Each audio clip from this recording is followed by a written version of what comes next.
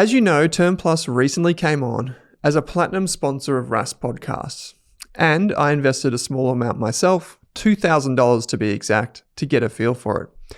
After all, I couldn't tell you to consider it if I hadn't at least considered it myself. And the result is it's a very, very good platform. It's potentially the simplest technology platform that I've come across in Australian finance.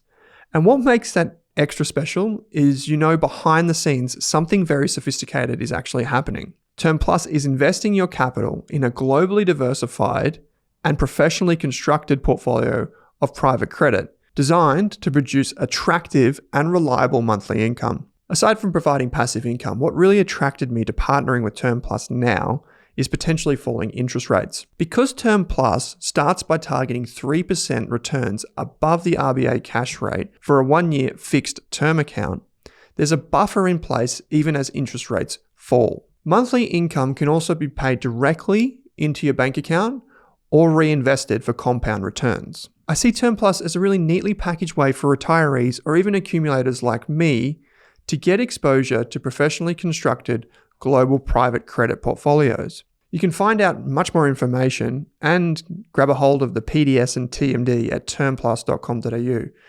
If you want to just check out the website, you should also know that there's an instant chat function for questions, which is really important and I find really handy before I invest in anything. Don't forget to tell them Rask sent you.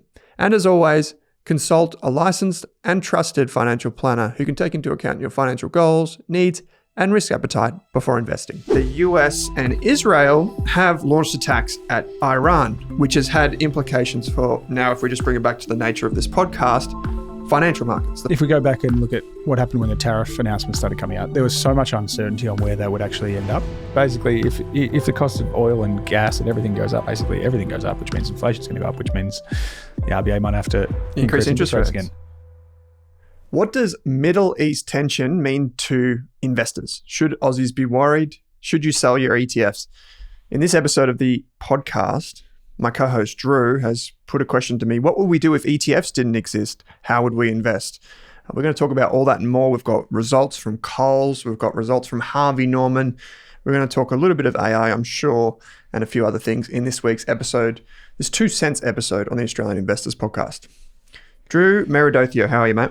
Pretty good. Lots happening. Like this big. We normally say that every week, but this week there is a lot happening. It's market, so there's always something happening, but this is huge. It is indeed. Magellan merges with ... Well, I can see in your notes now because I just did check. Barrenjoey, what are the chances? I did not see that come. We'll get to the big news shortly, but I saw that and I just couldn't go past it. Yeah, well, for those of you that don't know, we have a long-running bet that Drew said that Platinum would do better than Magellan shares, and I said Magellan shares would do better than Platinum. Platinum, being the dog that it is, eventually was acquired by L1 Capital, and now it turns out Magellan, who I should say for disclosure does advertise on the Rask podcast every now and again, is merging with Barrenjoey, which they already owned a stake in. It's the investment bank they seeded themselves. So they was one of the best performing parts of their business. Yeah, because Magellan, Matthew Grounds, all the big investment bankers. Go back 5 years ago, or I don't know how long ago it started, but 5-ish years ago, Magellan, the ASX listed MFG ticker symbol, put money in to start. It's like $70 a share. You're $70 a share. You're flying, assets under management, outperformance. What was it called? Permanent capital, wasn't it? Something like that. That's what they called it at the time, I think. Yeah, so they started Barrenjoey. They basically put all the money in so they could go and steal all the investment bankers. Invested in GYG. They invested in GYG, Guzman y Gomez. Hasn't turned out as well. Well, maybe it did because they IPO'd it. And then it fell 56%. And then they also invested in a bunch of other smaller businesses, like a media business, and also, what's the other thing? FinClear. They had a big stake in FinClear, which is like the actual underlying brokerage or pipes that go into the ASX. So they seeded a bunch of these really good businesses.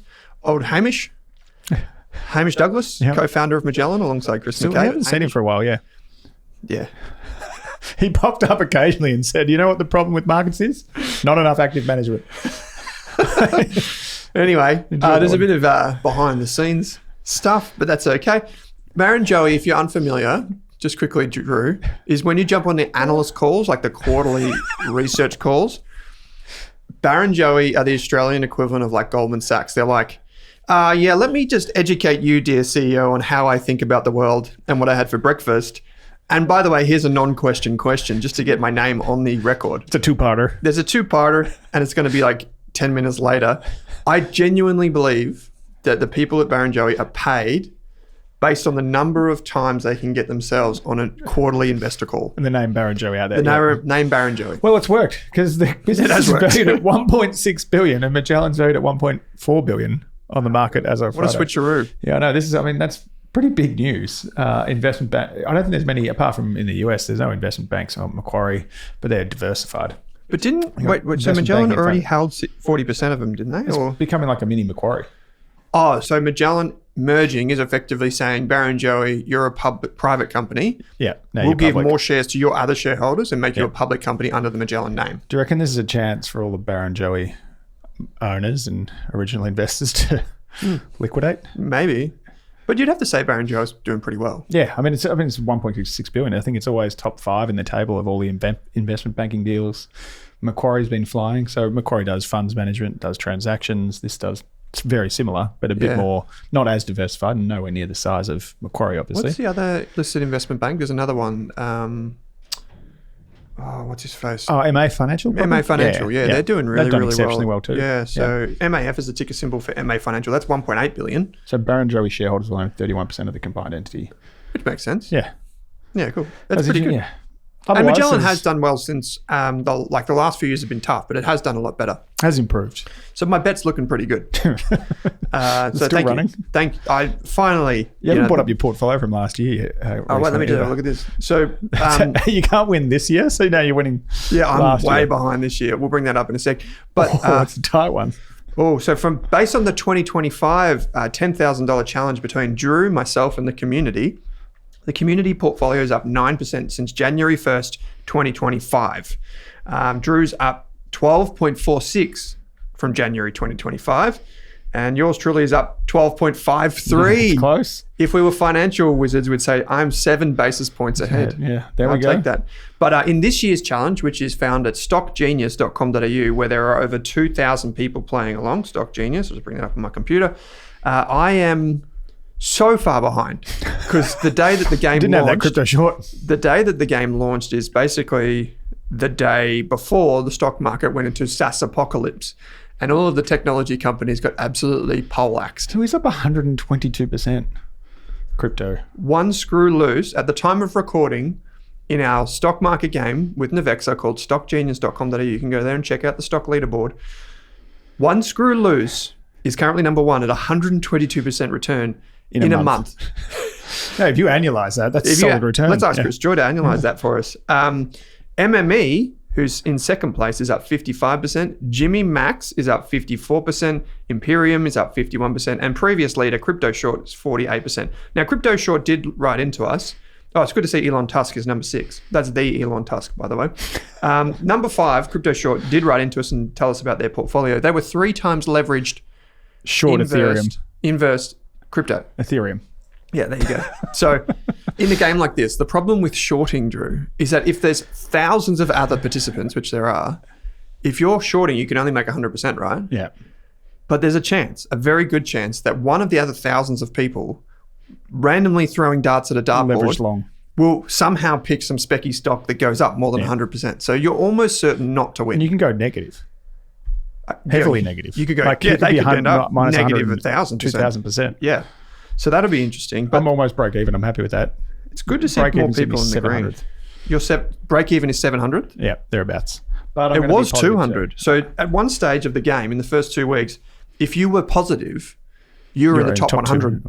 I'm 0.07 negative, so can't be far away. But good news. I have fuel in my portfolio, so I suggest that's going to do reasonably well. We will talk about that in a sec. Good news is I'm only down 9.7% in a month. Sarah's still leading the Rask household. Yeah. Charlie's leading us. He's just in cash. Sarah, He's still wife, better she's than beating me by approximately 100 positions. But the good thing is that, volatility is the price of admission. So I've effectively paid for a few tickets. Anyway, in other news, behind the scenes at Rask, just a quick one for folks that don't know. If you head to rask.au, that's rask.au/super-checker. So super checker. you can check your super relative to like the values or balances of other Australians.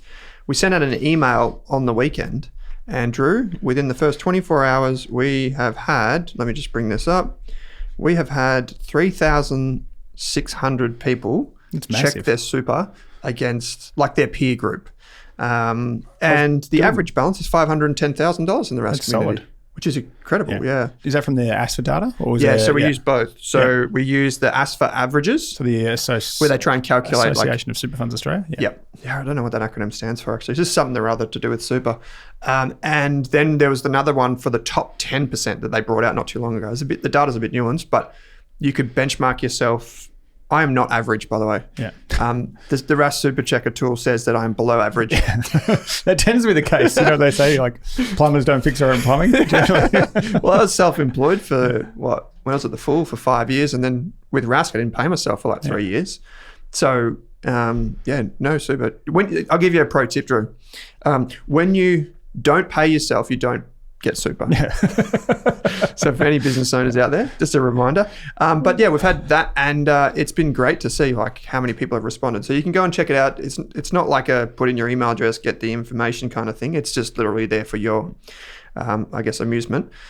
Other than that, there's been some small news out over the past week that the US and Israel have launched attacks at Iran, which has had implications for geopolitics, obviously, for loss of human life, which is tragic. But also, now if we just bring it back to the nature of this podcast, financial markets. The first thing that I text Drew was oil is up 3%. What else? It'll end up probably significantly more than that. I thought it was interesting because Bloomberg was saying that the US and Iran were in talks to negotiate on Thursday. And then within like 48 hours, this was happening. But basically, like the biggest challenge in that area is, I think it's the Strait of Hormuz, is the route through which like 20% of global oil and gas is transported through. And if you can't go through there, it's obviously a long way around. A long trip around the Horn of Africa, for sure. to get oil in. So basically, I think they're expecting oil to go up about $20 a barrel, anywhere towards 93. This is from multiple analysts, so anywhere towards $93 US dollars a barrel. And what is it right now? And gas would do something similar, probably even more for gas. It was about 73, maybe going up to 75 or so. Wow, so it could go well beyond that, they're saying. It had a big run early this year, given what happened in Venezuela. In positive news, I think OPEC Plus agreed to increase production. So essentially, I think they're trying to keep it below $100 a barrel because that starts to be massively inflationary. Yep. And I mean, this is a risk. The first thing that was in the fin, I think, on Sunday afternoon was why Iran's bad for Australian interest rates. It's a big connection, but basically if the cost of oil and gas and everything goes up, the cost of everything goes up, which means inflation's going to go up, which means the RBA might have to increase interest rates again. But that's only one. I mean, gold went up, crypto was kind of flat, didn't do too much. And I think that was interesting because the only market open over the weekend was crypto because it's always open. So that's the only thing that reacted. But it looks like, interestingly and unfortunately, we seem to have this within every 5 years or so. There's some sort of crisis regarding oil producers, energy producers, and it tends to have not all that much impact on markets, which is I always find interesting. Yeah. And Ukraine, Russia had a bigger impact because of their impact on oil and gas, but Russia being a massive producer and a massive buyer. Yeah. But these things tend to be quite limited in terms of how broad they go. And look at the moment, the market, the futures are saying, so we're doing it before it opens on Monday, the futures are saying the market's only going to be down slightly. Oil, gas, gold are going to be higher, but the market generally isn't going to be significantly impacted. Quite interesting, isn't it? I was reading some analysis by Reuters and a few others that effectively, if that strait's closed for 3 days, that will immediately turn into an increase in average prices at every fuel station in the United States. Yeah, straight away. Or I should say gas station in the United States. And so the problem with that is that domestically, Trump would be facing a lot of pressure if they're coming up to midterms and that sort of a thing.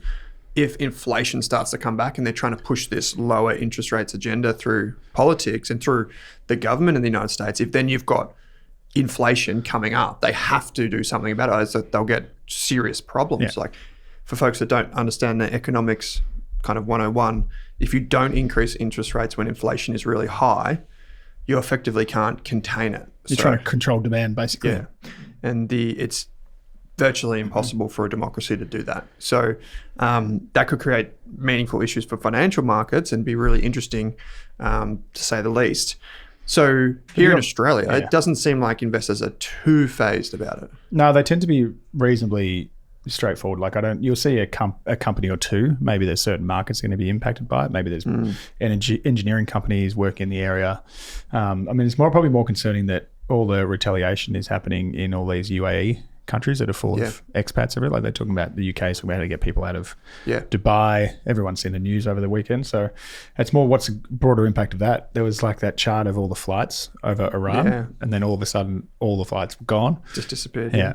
So it's more like that'll impact trade flows, and then oil is in basically everything. Plastics come from, my understanding is plastics come from oil. So the cost of everything, cost of transport increases, cost of shipping increases. I make sure I confirm these things before I say them. But like the cost of everything will be impacted by this. And I mean, I was way off when Russia, Ukraine.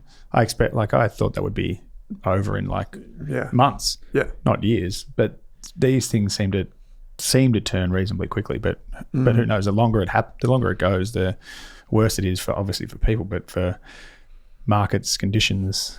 It's interesting, and unfortunate. I was chatting to my Friday afternoon.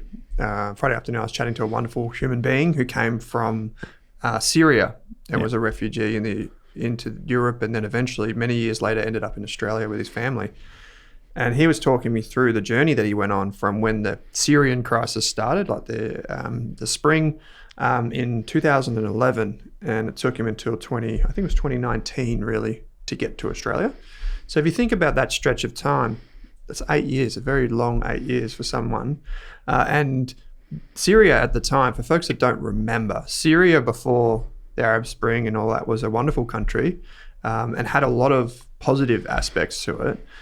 In terms of education, like finance, economy, there's a lot of things about it. And at the time, a lot of people thought that it would be a really quick transition, similar to other parts of the world, like you mentioned, like Iraq or Egypt or other parts of the world. And lo and behold, it was a humanitarian crisis and took so long. And we don't know really with Iran what the consequences will be, right? So I think this comes back, if we just bring it back to investment principles, it comes back to just, like you always say, is preparing for not one given future, not one quick recovery or one quick, thing to happen and changes the game, but just prepare for them all. As in have a resilient portfolio across every asset class, across every currency, across every type of investment that you could possibly have. So that, you might not get moonshot star returns, like say some of the people in the stock market game, but you do get a smoothed ride over time.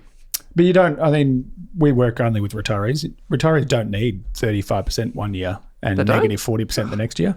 If you're self-funded, you're in a reasonable position, then you're trying to get 8-10%, which means you don't have to chase the oil price rallying. You can have small exposures to multiple things. Like we've added fuel to our portfolio. Really? In the Atchison guys saw an opportunity. Obviously didn't see this, and it's not great to profit from things like this, but it was a hedge. Yep. So you say it all the time, the term anti-fragile. You want portfolios that you're not going to get one bad quarterly return of like minus 15% because you're not overly exposed to the things that did well or are going to do incredibly poorly. It's about alternatives, about infrastructure. It's about having exposure to AI, but not just to hyperscalers within AI. It's having fixed income. Like all these things. Yeah, it is. At the time of recording, oil prices are up 8% for the month, and that's partly because of Venezuela and those issues. And now it's going to be up even further. I've been saying it could go up to as much as 100. Or oil could reach 150. It's currently $73 according to the Rask app. That's US a barrel. Bernstein Research. Copper is up 4.5% for the month. Iron ore is down nearly 7%, and gold is up 3.5% in US dollar terms. So there's a lot of movement in commodities, and obviously effectively what's happened with the ships off the Strait of Hormuz is they've all just anchored for now. Yeah. Versus in the past, remember there was a lot of issues with different things with Iran and Israel and Gaza, a lot of the ships made the decision to detour around. Yeah. I don't think we were seeing that as much at the time of recording. They're more just choosing just to stay put. Yeah. And then they'll continue on, which is a decision basically to pause and then see hopefully that there's some clearer skies for them. And I think it's like if we go back and look at what happened when the tariff announcements started coming out, there was so much uncertainty on where they would actually end up, and it was so broad impact that it was natural for professional investors, so all the fund managers that have to hold full 100% stocks or could go in and out of stocks. It was natural to see a big turn in risk-off sentiment, but it's hard to see, CBA dropping 10% because of what's happening in this case. It's hard to see those sort of impacts rolling through as quickly as they did they came and went in about 48 hours, didn't they? Yeah, that's it. Yeah. But it's interesting, like obviously there's a lot of nations condemning the behaviour around the world. Fair enough. But if you think about Venezuela and then you think about Iran and you think about the world's dependency still on oil these days, it's a really interesting state of affairs, right? Because if you're in a country like Russia or China or something like this, and you're seeing these things happen and you are heavily dependent on oil, and you can no longer have those shadow fleets that go throughout the world because they're getting shut down as well.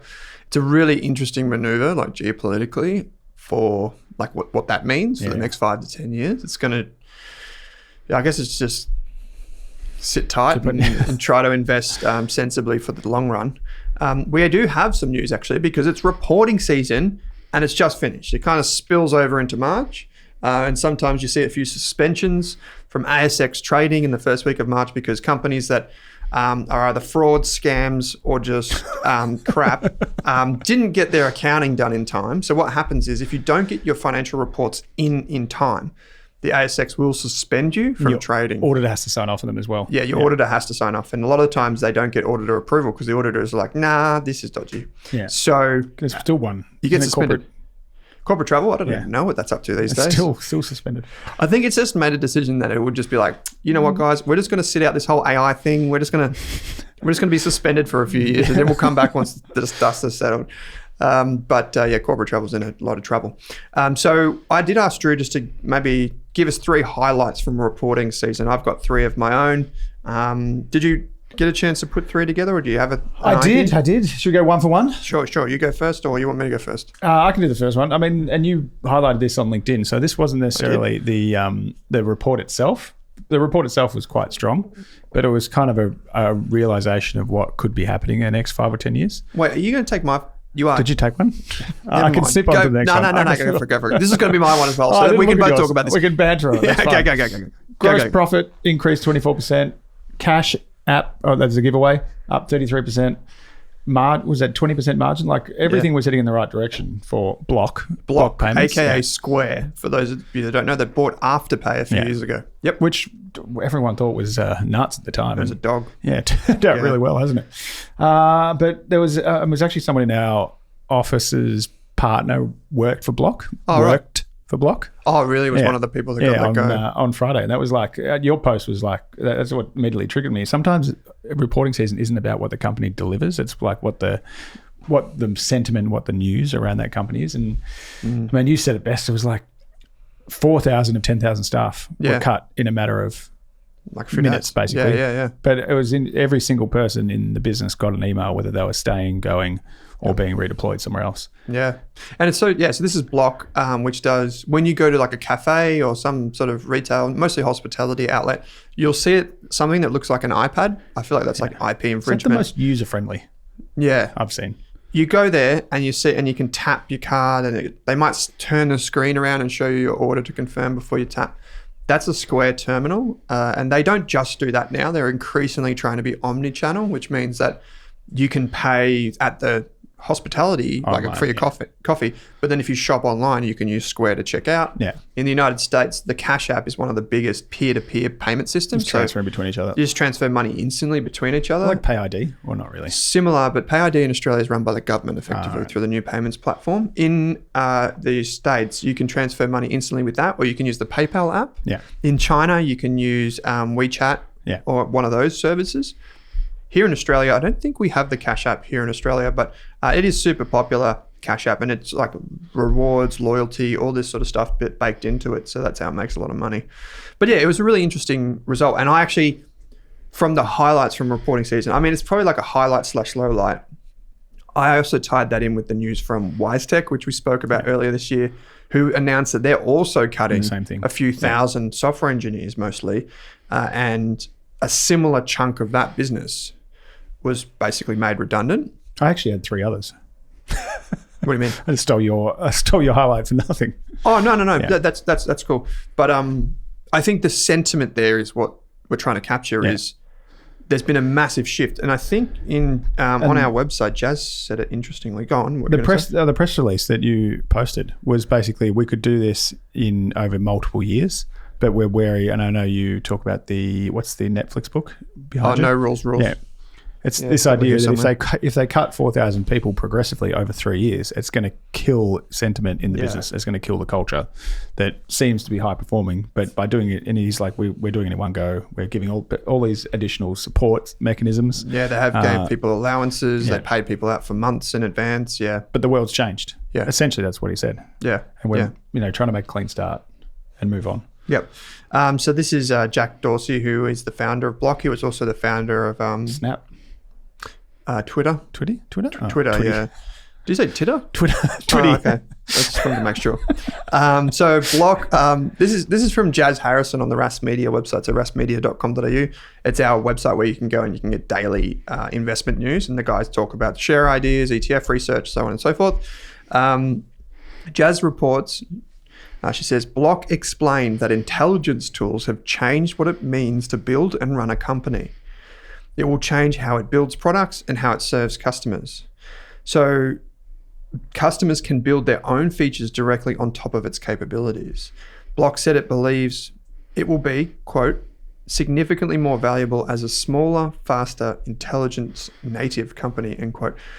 So I thought the line about these AI tools have changed what it means to build and run a company was so profound. If you think about it, the nature of my LinkedIn post, which is where Facebook, it's basically Facebook for air conditioning, if you're not familiar.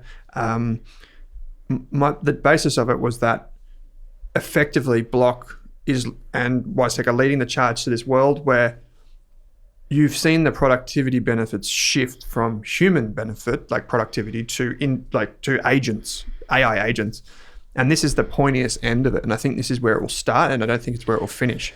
We talked about ANZ. Remember ANZ a few weeks ago announced something similar. Stock went up 8%. Yeah. That CEO, I can't remember his name, your mate. Nuno? Sounds like it. Yeah. Whatever. It sounds like a Chelsea soccer player.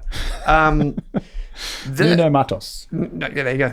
Effectively, all these companies are seeing huge benefits from AI. Yeah. And that puts pressure on people and companies to cost out. Because why would you pay for 5 staff members when you could have one Claude tool and you pay $200 a month? Yeah, exactly.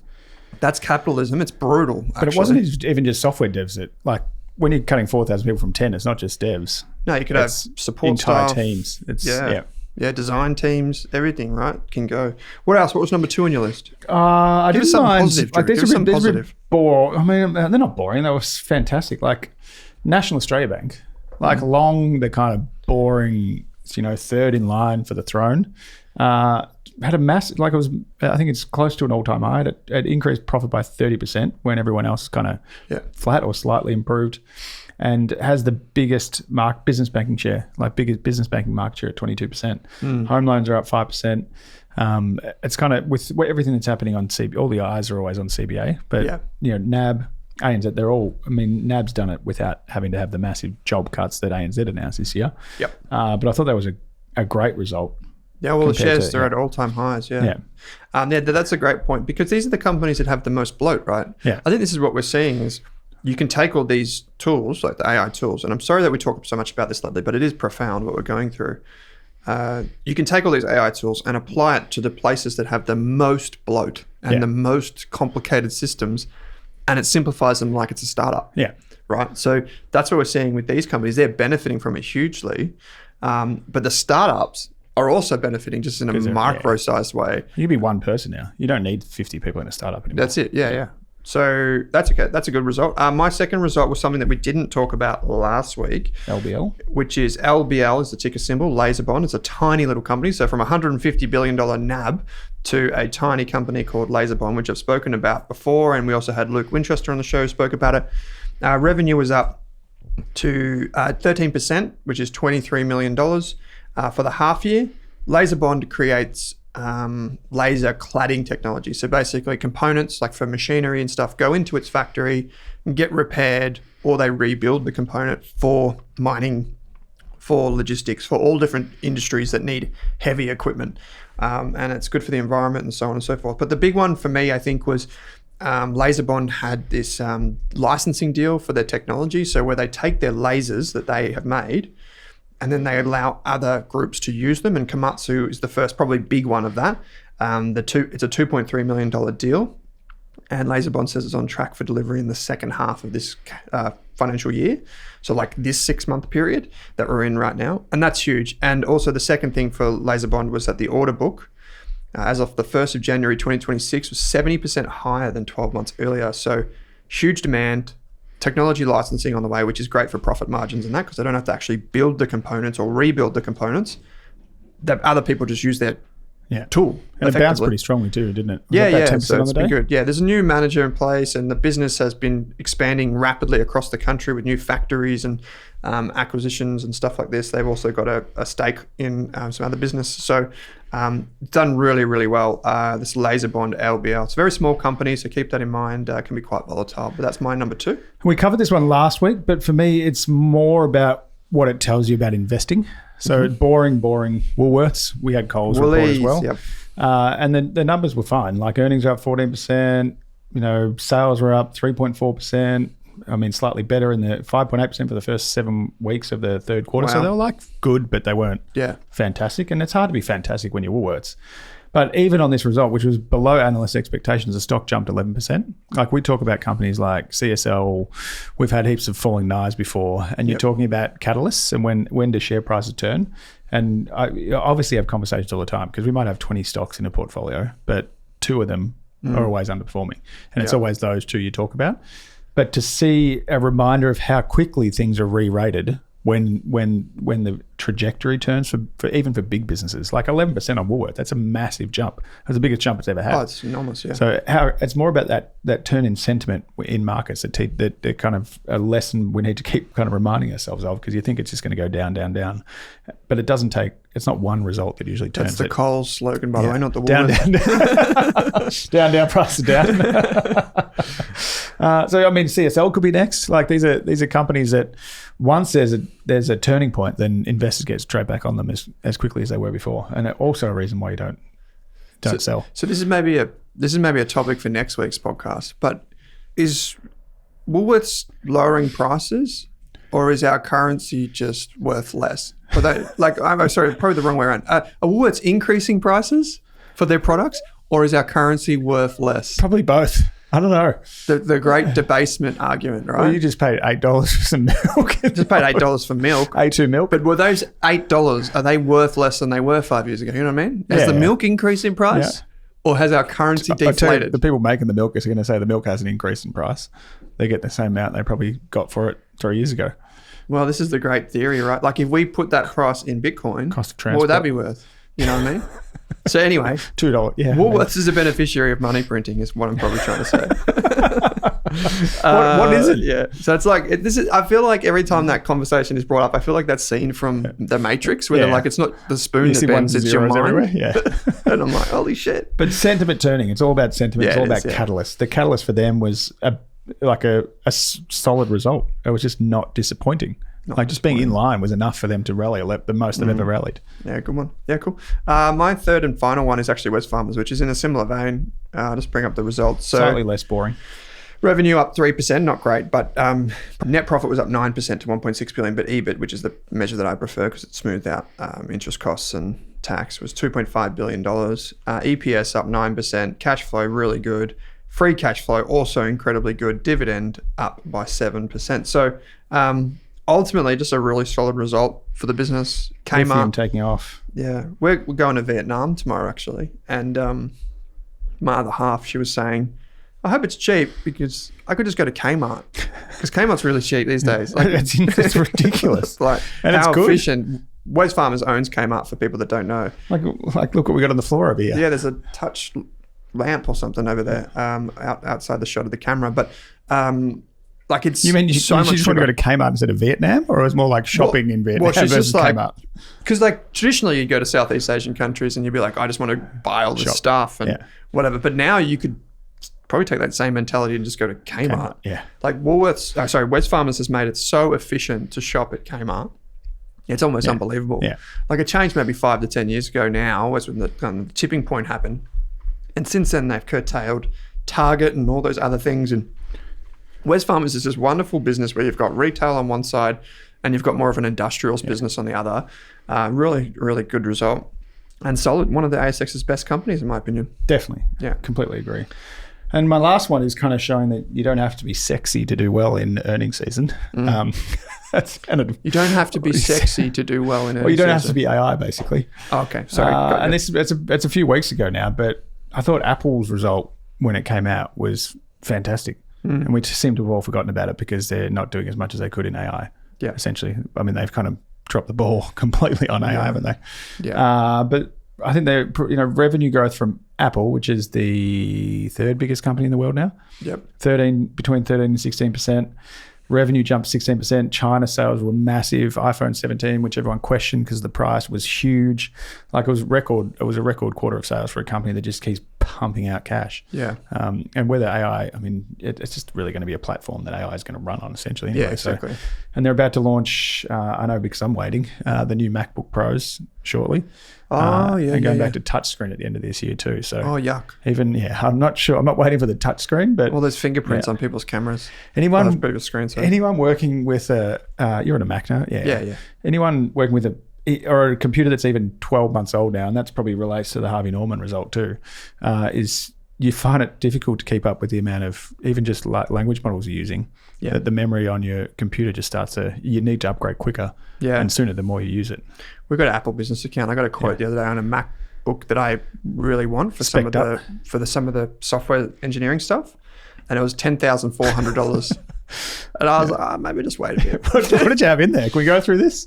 Yeah, it was 700 gigs. So it was a big size, obviously, the larger one. It had 64 gig of RAM. It uses the new chip, the one that's about to come out. M5. Yeah, it had a 3 or 4 gig terabyte SSD, so that's a hard drive. It's super, super fast.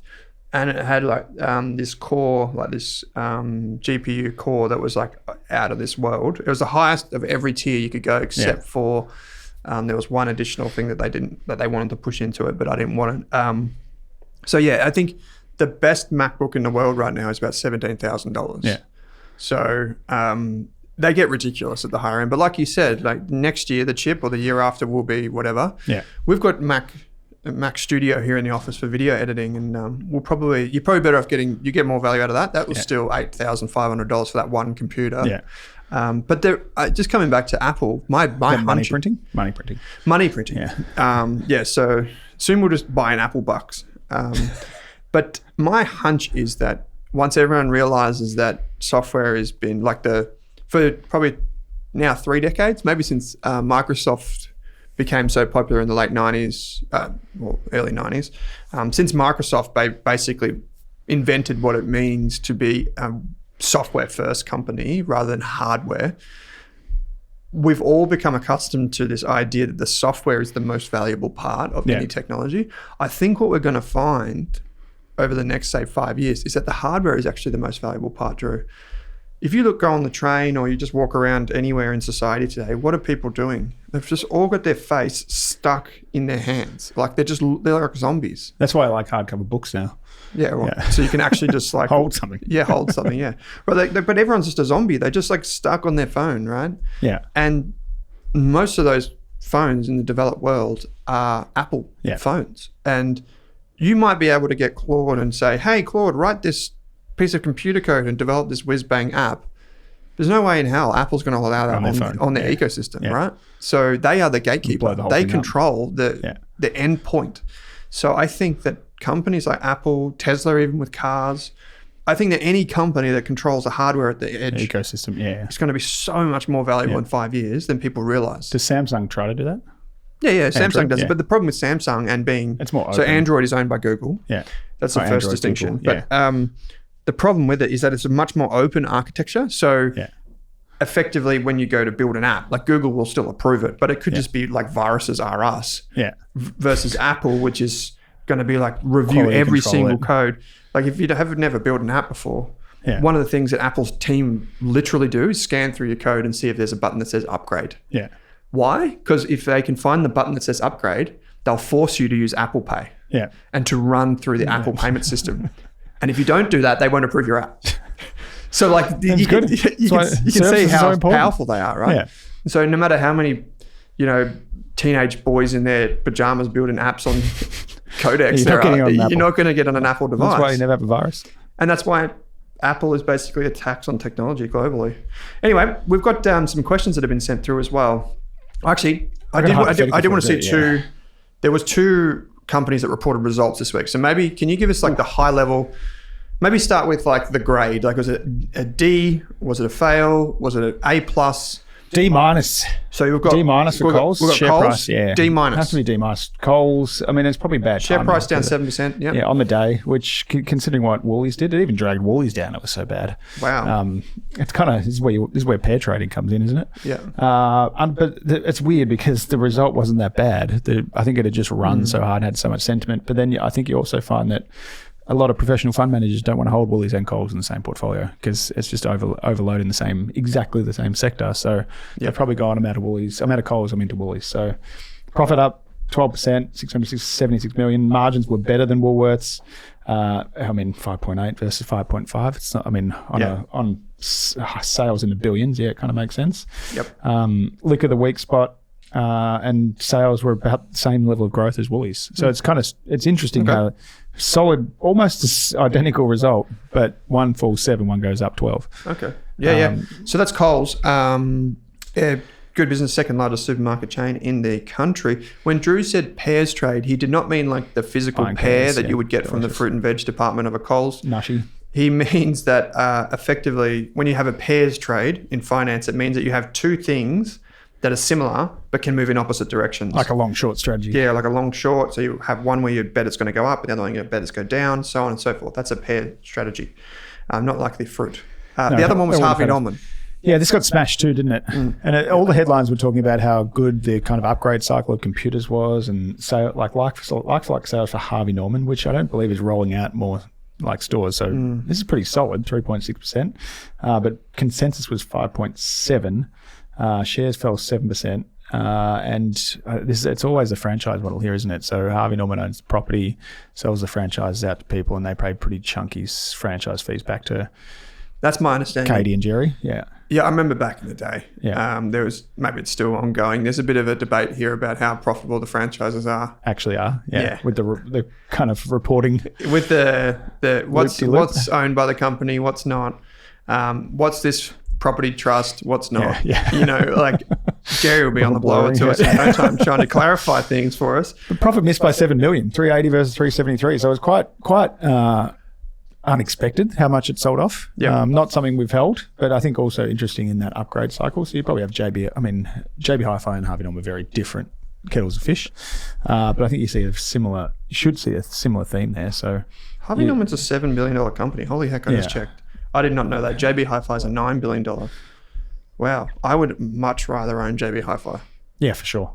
Wowza. So it wasn't shocking. I think that's another one that's like if JB Hi-Fi delivered the same result, they would have done better than Harvey Norman. And it's this big barbell in retail at the moment.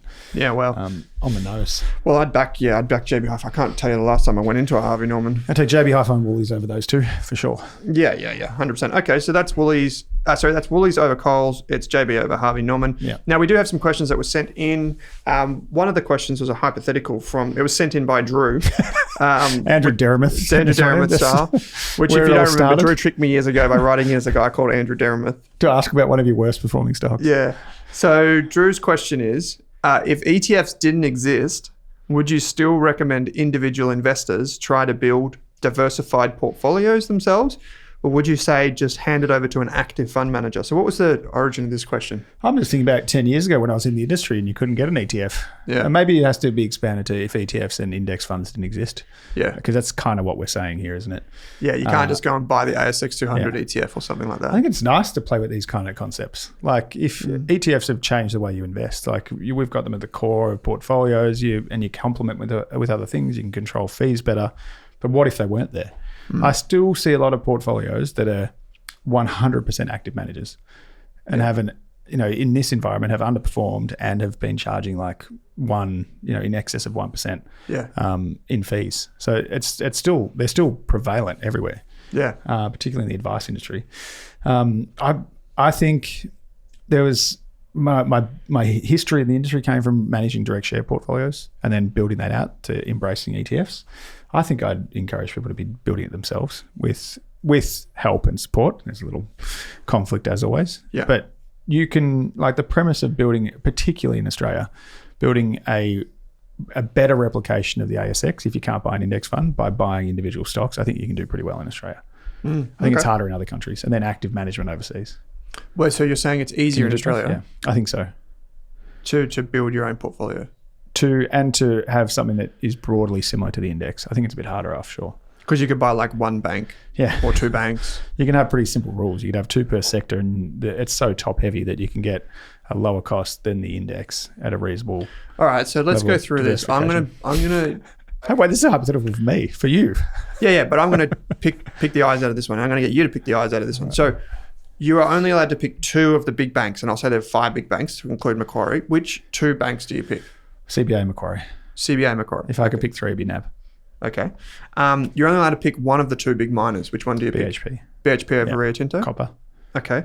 You're only allowed to pick one gold miner. None. I mean, okay. Do I have to pick one? No, you don't. If I got gold in my alts, then I'm not really worried about gold miners. Okay, cool. Yeah. You're only allowed to pick one healthcare company. Oh, that's a tough one, ResMed. ResMed over CSL? I think so, yeah. You're only allowed to pick one supermarket. Woolies. You're allowed to pick 2 technology companies. 2 WiseTech and Pro Medicus. Okay. What else I got? You're allowed to pick one property-related play. Dexus at the moment. Don't mind Dexus. Dexus? Yeah. Yeah, they've got some Amazon warehouses and so on going on. Yeah. You wouldn't pick Charter Hall or Goodman? Goodman's massive. Yeah, I kind of like Dexus was still trading at a discount to NTA last time I looked. I kind of like that a bit more. Okay. And not Charter Hall, the Goodman's just massive now. Yeah, it's a beast. Yeah. So that's how you would basically replicate your own.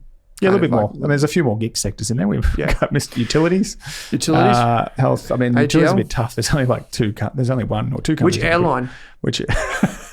Well, every time I try to fly somewhere, Qantas is out of control. So it's got to be Virgin. Yeah. Like it's half, but then it's half the price. So maybe it should be Qantas. Yeah. So basically, for folks that don't understand, if you have significant amount of money, like if you have a lot of dollar dues, you typically don't always use ETFs. Like maybe it's increasing now for these ultra high net worth families. At least that's what I'm seeing. New money. They're starting to use ETFs, but traditionally, most really wealthy families and groups and individuals don't want to use those types of things. They want to just own the shares directly. I mean, we built a 20 stock portfolio that's outperformed by like 3.5% per annum for 10 years. Really?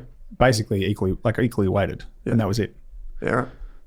What's been your best pick? Do you remember? What's been good over the last year? BHP's been pretty good over the last 12 months. Yeah. I mean, pretty much everything apart from CSL has been positive. At what amount of wealth would you say someone should have before they start to pick their own? I don't think it's just, I mean, most of the managing that portfolio, we would have been doing probably an average of $1.5 million, and then 30% of that would have been in Australian shares, if that makes sense. Yeah. But it's not just about the money, it's about the experience and comfort. Because if you're going from having an industry fund or not seeing everything, and then you bought $60,000 in Macquarie or Coles, $60,000 in Coles tanks by 7% in a day, you've just seen a pretty significant chunk fall overnight, and you don't necessarily know why. Like, it was a fine result, but my money's worth 7% than it was. So it's about the comfort in seeing your holdings reduced by so much, and everyone can access it. So I think it's more that. And then being able to get like somewhere, the perfect number, it's somewhere between 15 and 20 stocks in a portfolio is where you want to be. Okay, cool. Yeah, cool. If you ask me, if ETFs didn't exist, and I'm not allowed to pick like licks or anything like that, am I? No. I'd say some active management, to be honest, but I would say for folks to build their own ETF, their own portfolio effectively, like find a low-cost broker, hold some of the big names.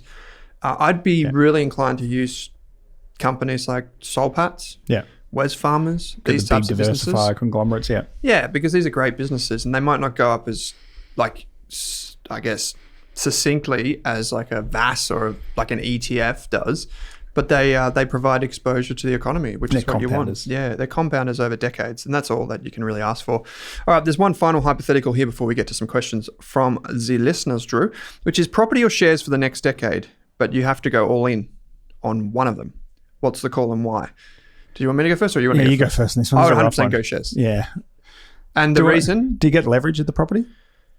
So you're set... So this was Drew's question, to be clear. I read it out, but it's Drew's question. It's like pound for pound. Yeah. So it's just property versus shares. Yeah, so you get the same. To be honest, even with leverage, I'm thinking you'd still get shares. Yeah.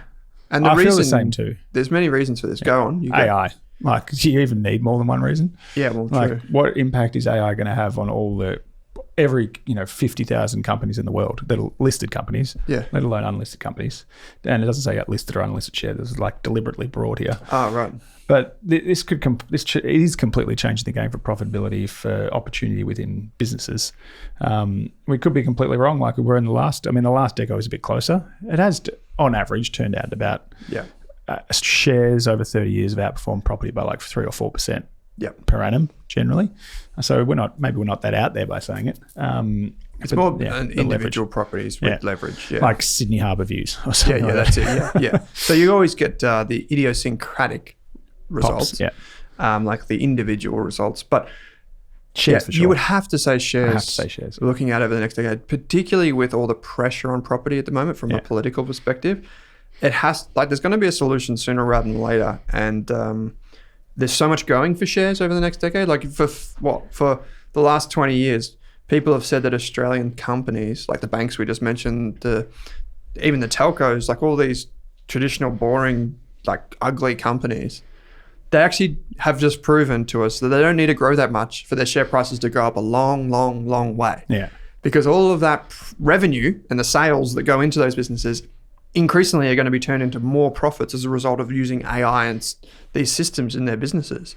And as we said 2 weeks ago, I think it was, eventually like the only winners will be the AI companies. Yeah. But right now, literally all of these companies on the stock exchange are benefiting massively from productivity gains. And they barely even executed it. Yeah, that's it. It hasn't even really started yet. So that would be my call as well, Drew. Now, we do have a lot of questions sent in from the community. If we do answer your question, we absolutely love it. Drew might give you one of his books, which is called The Golden Years, and you can get a copy if you write in and give us your question. We had someone write in and heckle us, which is good, for not giving them a dad joke, which we always do at the end of the show. And you can do that via the link in your podcast player or via the YouTube description. There's a thing there that says question, ask a question. It's also available at rask.com.au/question, just like the Australian Investors Podcast.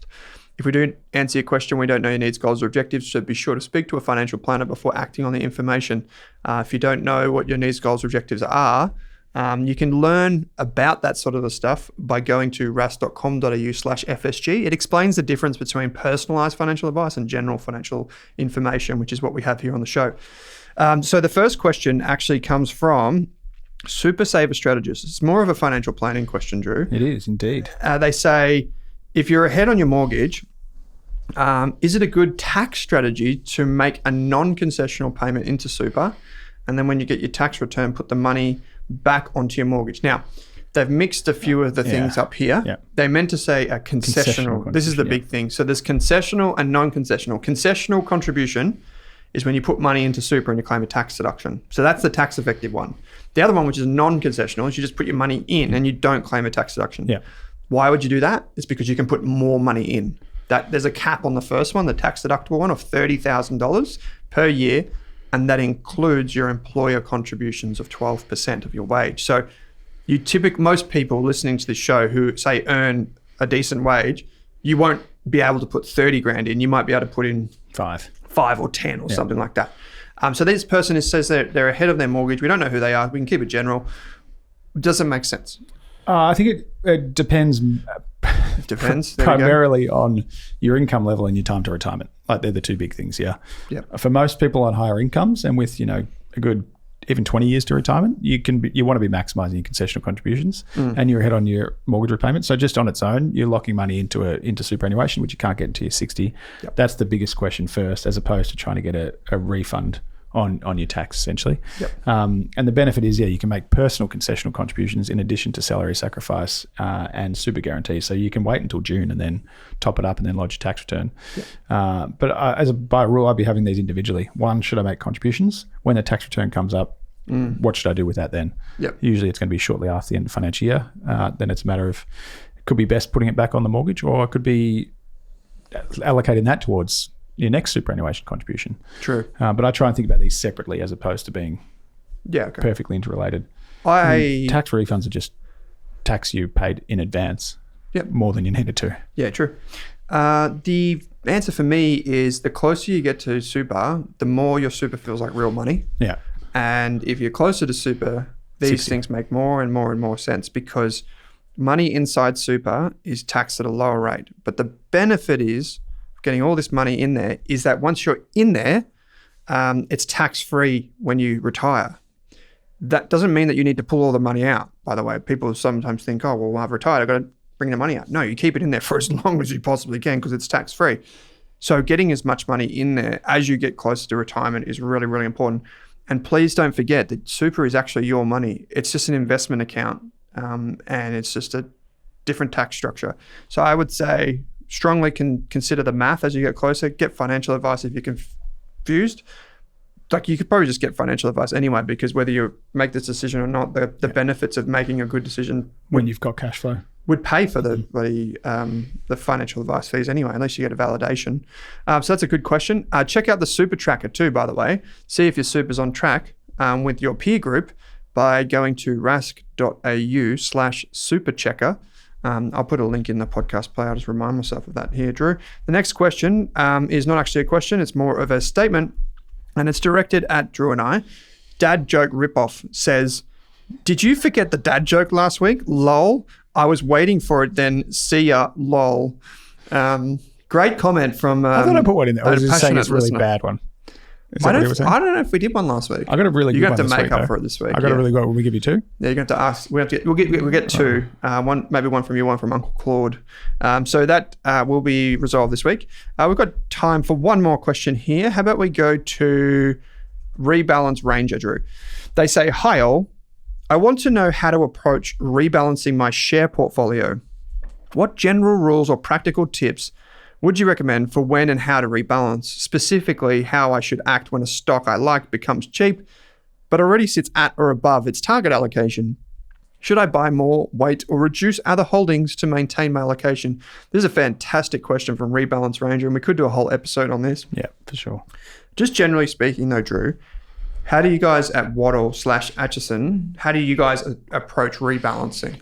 I think the key, and this is what not a lot of people do, is have an approach in place before you get started. Yeah. So when we start building a direct share portfolio, it's 20 to 25 stocks, equally weighted, with 2 in every sector. Yep. And once you start that point, then you go, all right, our materiality is if it's plus or minus 5%, and we review quarterly unless there's significant news and the company moves by like 10 or 15%, which is getting more common. And then it's like if it moves up or plus or minus 5%, then we have to make an assessment then. There's other ways you can do it if you want to, depends what your objective is. We want an equally weighted, diversified portfolio that looks similar to, captures the best of the market, but not the worst. Yep. But there's other ways you can do it, and you could have it compared to the index. Mm-hmm. You could say, I want to be no more than plus or minus 5% from the index, which means you could have 15% of your portfolio in CBA or BHP. But I think it's having that rule first, having locked in when you're going to review it and rebalance it. For us, that's quarterly. Yep. And then just once you've got those rules, you just execute. If it's more than 5%, you take it back to 0, and then you reallocate elsewhere. So when you say 5%, do you mean? I mean, that's more of an asset allocation level. You can have a bit more leeway on a stock. But when you say 5%, are you talking about Australian shares versus US shares? Is that what you're talking about? Or you're talking about the asset Individual allocation company. level? So if you've got 20, if you've got 20 stocks, they're 5% each. If one of them gets to 10, it's doubled. Yep. And then usually you'd be looking to bring that back Yep. at some point to where the original holding size is. Gotcha. Why? Like, it's great to let your winners run, but in retirement, it's more like if that does too well, it's going to be 20%. Yep. And then what happens if something goes wrong? You're kind of losing your resilience if you're letting those positions go too high. Yeah, cool. I like it. That's but great. If your goal is accumulation and growth, then you might just hold 5 stocks at 20% each. Yeah. But this is trying to balance both. Yeah, cool. I like it. I like it a lot. We take a pretty common sense approach to ETF rebalances. It's 10% between growth and defensive. So if we're too far out of balance, a lot of our community do use Rask Invest as a tool to continuously add to over time. So they set up the account and then they invest regularly through time. Even if they're in retirement, a lot of people still do that. And we then basically direct the money as soon as they BPay money in or transfer money in. We direct it to the most underweight portfolios, part of the portfolio. And the reason is that you don't pay tax when you buy an investment, like you make an investment, you pay tax when you sell. So our end goal is to kind of minimize the selling behavior of the underlying portfolio as much as possible. So we try and accumulate you tax effectively. And then if it gets out of hand, we then do a rebalance. But most of the time we don't have to trade that much. Like, I view my role as more of like a steward and preserving capital. And if we have to make more than, say, 2 changes a year to the portfolio, like 2 additions or subtractions as a whole, that's too much. Probably more than 2 is too much, because the thing about core portfolios is if you put thought into them to begin with, you shouldn't need to do too many changes over time. Increasingly, like, people on our platform can buy their own thematic ETFs or chuck more gold in or this or that. So you can do all that in your own time. But for the core portfolios, it's really low cost, 10% either way. Like if a 70-30 portfolio went to 80-20, that's too high. We would rebalance back. And you sort of automate it as much as possible. Exactly. But when we do portfolio changes, we do try as much as possible to review everyone's portfolio at the same time. So because in our platform, which is similar to the platform that you use at Waddle, it's called a separately managed account. So it's not a managed fund. Yeah. That means that everyone owns their own individual investments. So you can look at it individually and be like, well, Betty's a little bit overweight, John's a little bit underweight. And timing and know, and you can be like, okay, and their tax position is 11 months and 3 weeks. We should wait 1 more week and then place the trade. You know, you try and be tax effectively allocating and rebalancing. But it's 10% for us, really simple. If you wanted to maybe inject a little bit more science in there, you could have your alternatives like gold and stuff. You could have your growth bucket, and then you could have your defensive bucket, and then rebalance across the 3 as well. Cool. Those are good questions. We do have other questions, but we'll save them for next week because we've got a whole bunch coming up next week.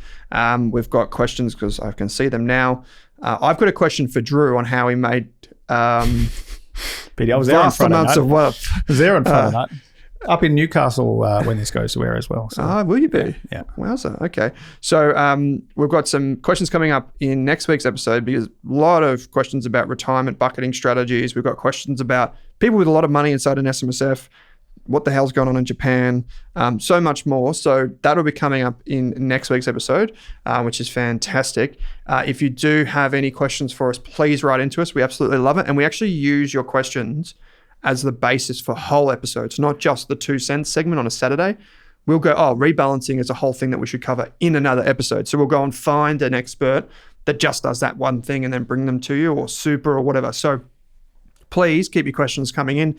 If you want to keep the conversation alive, you can head to community.rask.au or community.rask.com.au to join the community and have a chit chat with us there. We're obviously doing webinars and things on the Rask YouTube channel, and you can head to waddlepartners.com.au to get in touch with Drew and the team, and he'll give you a free copy of his book, no doubt. I imagine as you walk through the door, he'll probably give you 5. It's a bestseller because he's buying so many. So someone's got to get rid of it. Someone's got to buy them. But seriously, you've got 2 dad jokes for us today. Yeah, I started a band called 999 Megabytes. We still haven't gotten a gig. That's a bit of a tech joke for people. That was a good one, yeah. Just fitting with the AI thing. I can appreciate that, yeah. What's number 2? I told my mate 10 jokes to make him laugh. Sadly, no pun intended. In 10 did. Yeah. Gotcha. Yeah. Word within words. Sorry, I missed one. Yeah, got you. Sincerest apologies. That's like people that have the F in idiot number plate. Great one, Drew. So Drew Meredith, you can find him at wattlepartners.com.au. You can use all the links in your show notes. Don't forget to check out that super tracker tool. Drew, always a pleasure, mate. Thanks for joining me. Good to see you. Thanks for watching this episode of the podcast. If you want to hear more from us, you can get daily videos and podcasts on Rask's YouTube channel. Or if you want to enroll in a free course on investing, property, business, money, you name it, you can join over 34,000 other students and enroll in a free course on the Rask website. Simply head to www.rask.com.au and follow the prompts. Thanks for watching this Rask podcast.